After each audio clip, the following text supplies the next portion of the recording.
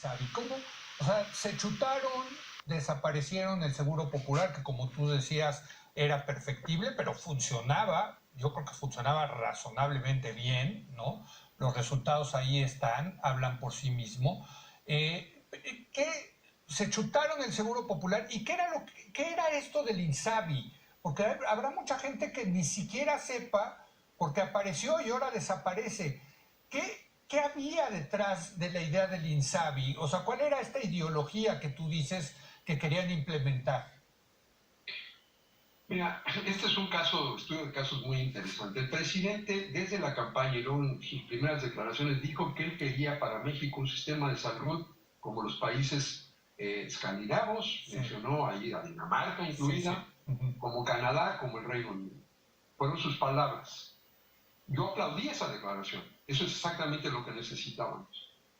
Acto seguido, se empezaron a tomar acciones que iban justo en sentido contrario. El INSABI viene de una idea de crear una especie de sistema monopólico, un monopolio público de salud, centralizado, todo centralizado, sin ningún órgano autónomo, por ejemplo, para la función regulatoria, donde la autonomía es importante para evitar la corrupción, para evitar la captura política de los actos de regulación. Todo eso desaparece. Es un modelo que hoy no existe en ningún otro país del mundo que en Cuba y en Corea del Norte. Cuba, o En el sea, el modelo modelo es dominante el modelo cubano o norcoreano de un ministerio de salud que es el que provee todos los servicios para todo el país. hace todo, hace la regulación, hace el financiamiento, centraliza todo.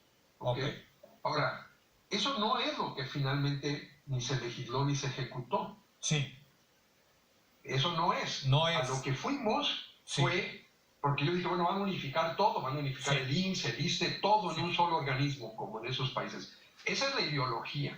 Y hay varios prominentes miembros del equipo de salud de la 4T que creen en eso, aunque sí, toda la evidencia es que es un sistema que funciona muy mal. Pero bueno, hay gente que cree en eso. Pero lo que implementaron no fue eso. Dejaron intacto al Seguro Social, dejaron el ISSSTE, y lo que hicieron fue regresarnos al modelo corporativista que había en México en los años 70 del siglo pasado. Eso es lo que se hizo. Es una restauración del modelo corporativista. ¿Qué quiere decir corporativista? El tipo de atención que recibes, la forma en que ejerces tu derecho a la salud, depende de tu posición ocupacional.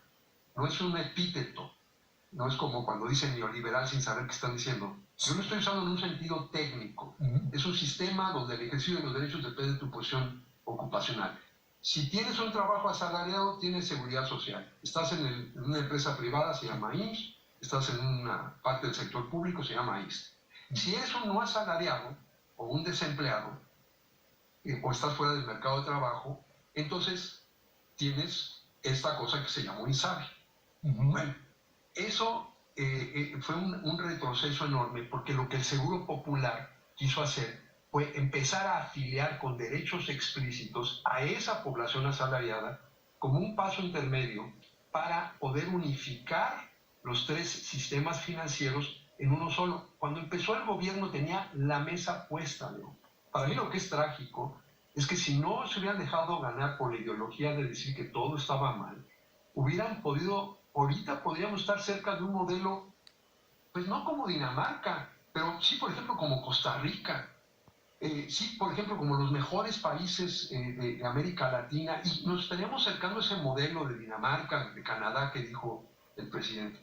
Estaba la mesa puesta porque para 2018 tú tenías a toda la gente con uno de tres seguros públicos, o tenían el IMSS, o tenían el ISSSTE, o el Seguro Popular. Sí, Más del 80% de la población tenía alguno de esos tres. sí, sí, Lo que había que hacer ahora, yo siempre lo dije, era unificar eso en un fondo, un seguro universal de salud, o si no les gusta la palabra seguro, un fondo universal de salud. sí, sí, Y luego permitirle a los ciudadanos ir a cualquier clínica que ellos quieran, en vez de tener lo que yo llamo un apartheid médico, sí, sí. en donde tú no te basta ser ciudadano para ir a una instalación pública como es una clínica del IMSS o una clínica del ISSSTE, sino que tienes que mostrar algo más, tienes que mostrar que tienes un trabajo asalariado. Es un apartheid sobre bases ocupacionales. Sí. Entonces, lo que hicieron fue restaurarlo del siglo pasado en vez de mover al país hacia adelante.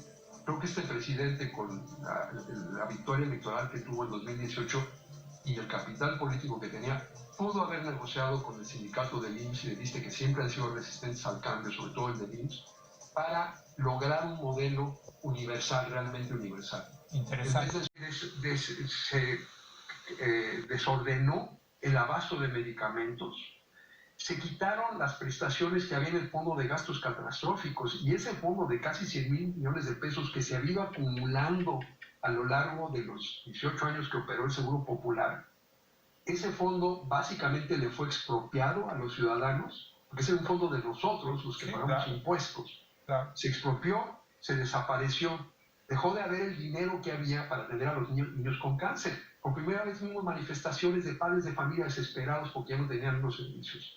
Se perdieron miles de consultas externas de mamografías para detección temprana de cáncer de pecho. Se cayó el esquema nacional de vacunación. Estamos teniendo repuntes de sarampión. La mortalidad materna aumentó 30%. Tuvimos 750,000 muertes en exceso durante la pandemia. Tenemos el primer retroceso, descenso de esperanza de vida desde que terminó la fase armada de la Revolución Mexicana. Pues en México, por un siglo, había ido subiendo la esperanza de vida año con año, con año, con año, con año. Ahora tenemos un descenso que nos regresa al nivel que había en 1991. O sea, perdimos 30 años de progreso en esperanza de vida, se perdió. Es decir, estamos hablando de un desastre para el país. Sí. Y nomás que ya nos acostumbramos a los números altos. Ya decimos 750,000 muertes en exceso, y es, como famosamente dijo Stalin, ¿no? La muerte de una persona es una tragedia, la muerte de 1,000,000 es una estadística. Así es. Pues ya volvimos esas muertes una estadística.